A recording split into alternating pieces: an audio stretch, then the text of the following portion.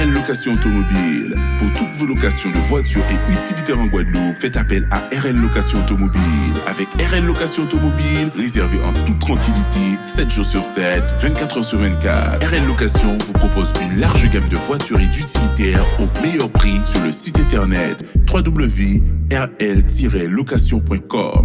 RL Location, c'est aussi l'assistance et la livraison. Pour tout renseignement, contactez-nous au 05 90 106 687. RL Location Automobile, la location en toute simplicité.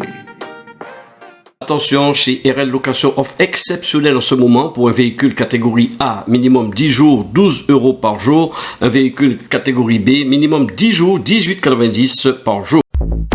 Guadeloupe, actualité. Bonjour Monsieur Abelli. Bonjour. Vous êtes maire de la ville de Bouillant, président de la communauté d'Aglo la Sud-Caraïbe.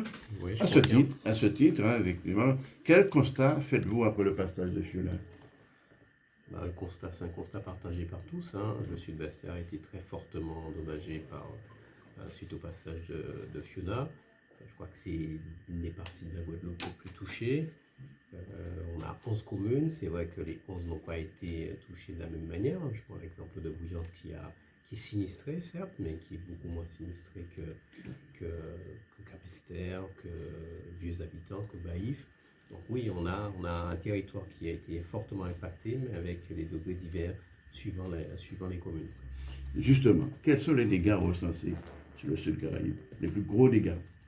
Les plus gros dégâts sur mes côtés, alors il y a d'abord la zone de Rivière des Pères et de Capesterre, où on a quand même des sinistrés, des personnes physiques qui ont été très très très fortement sinistrées, qui ont nécessité de relogement. Donc sur mes côtés, cet aspect-là qui est quand même relativement important, puisque ce sont des détresses sociales qu'il va falloir gérer, en tout cas que les communes ont commencé à gérer avec l'aide évidemment de l'État, de la région, des départements et du Grand Sud Caraïbe, en tout cas dans les domaines qui le concernent. On a quand même des infrastructures qui ont été fortement impactées. Je veux dire, des ouvrages, des routes, des ponts. Le secteur agricole aussi a été impacté, les habitants avec l'irrigation, les réseaux d'eau, avec Capesterre, même Bastère, je veux dire Saint-Louis, la prise d'eau de Saint-Louis est partie.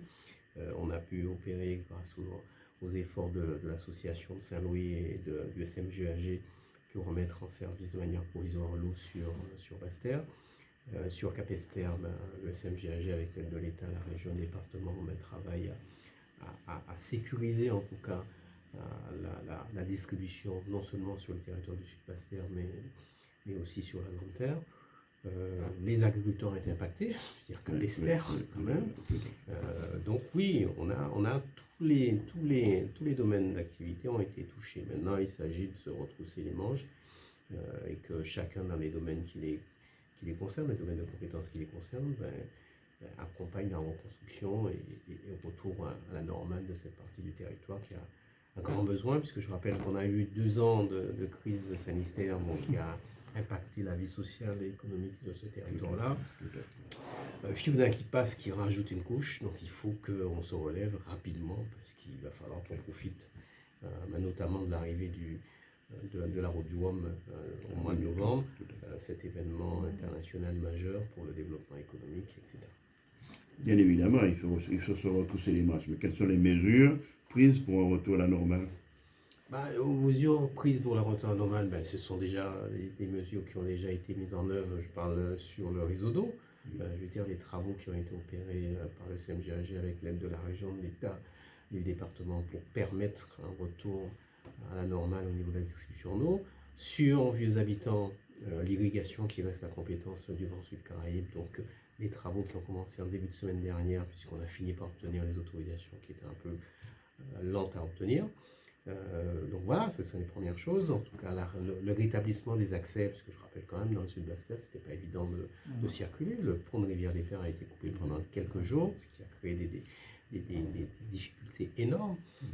La partie de Rivière des Pères, sur Capesterre, on a des endroits où la circulation était difficile. Donc tous ces travaux-là ont permis, en tout cas, permettent de contribuer à un retour à la normale. Et il faudra continuer, puisqu'on les collectivités, que ce soit les communes, que ce soit les CCAS, ou l'État, la région, le département, le Grand Sud, on fait ce qu'on appelle du provisoire pour redonner du sens à la vie, mais il va falloir maintenant pérenniser tout ça. Oui, mais effectivement, donc, dans le domaine de l'irrigation, il a fallu que vous tapiez du point de la table pour... Bah, oui, enfin, on peut pas, j'aime pas ce terme taper du poing sur la table, puisque bon, on est partenaire, on est au sein d'une république, donc les lois et les règlements s'appliquent à tous, mais disons que j'ai dû quand même rappeler au service de l'État que, à situation exceptionnelle, comme disait François Mitterrand, mesure exceptionnelle. On était quand même sur une zone où effectivement la prise d'eau a été emportée. Ce secteur-là, les gens vivent de l'agriculture et c'est un pan relativement important, en tout cas de l'économie du Grand Sud Caraïbe, et qu'il était important en tout cas que sans remettre en question la nécessité de respecter les règles, mais qu'on autorise les travaux et qu'on fasse ces procédures en parallèle. Alors, quels sont les travaux justement en cours pour un rétablissement, je dirais, cité provisoirement, d'après les termes que vous avez employés? Bah écoutez, déjà, mais il a fallu, enfin il faudra, puisque bon, des travaux ont commencé cette semaine, donc la prise d'eau initiale, bon, elle n'a pas été emportée, elle est toujours là, mais sauf qu'elle est ensevelie, il y a des travaux importants à faire, et puis il y aura, à l'issue de ce travail-là, enfin dans le cadre de ce travail-là, d'abord un diagnostic un peu plus précis à faire, puisque moi j'ai été avec le maire de Vieux Habitants et le directeur de la CGSP, la sort aujourd'hui, on constate qu'effectivement la prise est là, mais bon, il faut aller vérifier comment elle se comporte et est-ce qu'il n'y a pas d'autres casse ailleurs, etc. Donc, ce sont des travaux relativement longs et lourds, oui. Puisqu'on estime qu'on ne devrait pas être loin du million d'euros quand même. Oui. Et donc, par conséquent, pour pouvoir remettre en service le réseau d'irrigation, donc il nous a paru nécessaire, en tout cas opportun, de réaliser une seconde prise un peu plus bas, là où le réseau a été aussi importé, la Raveno-Franc, pour celles et ceux qui connaissent. Et donc, on va réaliser une prise d'eau provisoire. Donc, on est sur voilà, à peu près 200 000 euros de travaux. Voilà, un délai qu'on estime, en tout cas sans intempéries, à peu près une semaine. Donc, c'est ce qui va être fait. Donc, normalement, à partir de la semaine prochaine, l'eau devrait revenir graduellement auprès des agriculteurs, en sachant quand même qu'on sera en situation, en fonctionnement dégradé quand même. Oui. Parce que là où on fait cette prise d'eau de manière provisoire, les débits sont par conséquent suffisants pour permettre qu'on ait une situation avant Fiona. C'est pour ça que, mais en tout cas, ça permettra de soulager les agriculteurs et les populations qui sont dans ce secteur-là. Très bien. Et oui, mais effectivement, je suppose et je pense que nous pensons aussi que ce ne sera pas du définitif, puisque quand on parle de provisoire aux Antilles, surtout en Guadeloupe, le provisoire a tendance à rester... Non, je confirme, je réaffirme la volonté, en tout cas, du Grand Sud Caraïbe, puisque c'est elle qui est compétente sur le réseau d'irrigation, puisque c'est vrai que pour vos téléspectateurs, rappelez quand même que depuis le 1er septembre 2021, l'exercice de la compétence eau et assainissement, eau potable et assainissement relève de la compétence du syndicat mixte de la gestion de l'eau de la Guadeloupe.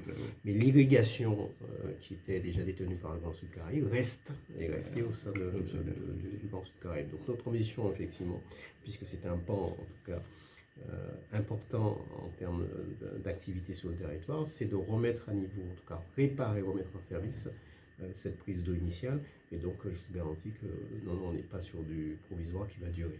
Bah, on espère bien. Et surtout, en matière d'eau potable, effectivement, il y a un rétablissement qui a été fait progressivement. Est-ce que la totalité de la population est alimentée à ce moment?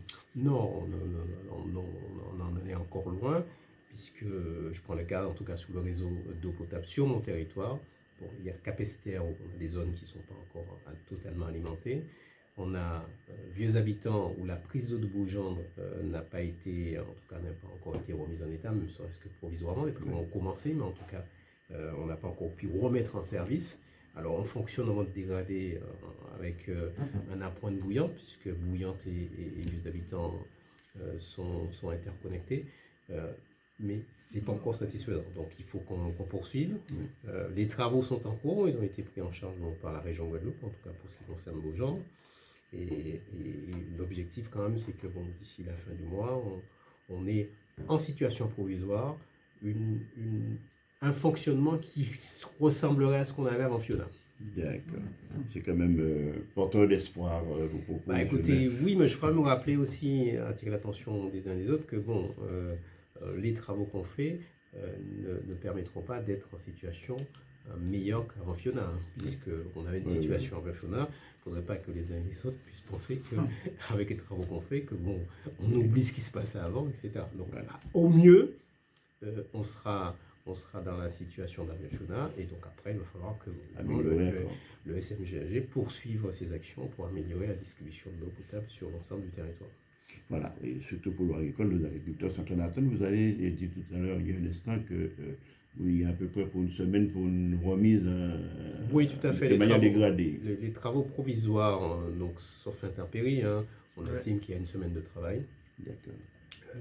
Et donc à partir de là, donc je pense que ça a commencé lundi, donc normalement début de semaine prochaine, les agriculteurs devraient pouvoir avoir de l'eau qui arrive dans leur robinet. Voilà, donc nous arrivons au terme de ce petit entretien, Monsieur le Président. Donc effectivement, je vous dis merci, et puis probablement nous aurons à nous revoir pour suivre l'évolution des travaux, effectivement. Bah écoutez, ça sera avec plaisir. Je veux dire, les médias sont là pour informer, et je ne refuse jamais des interviews, donc ça sera à votre disposition et ça sera avec plaisir.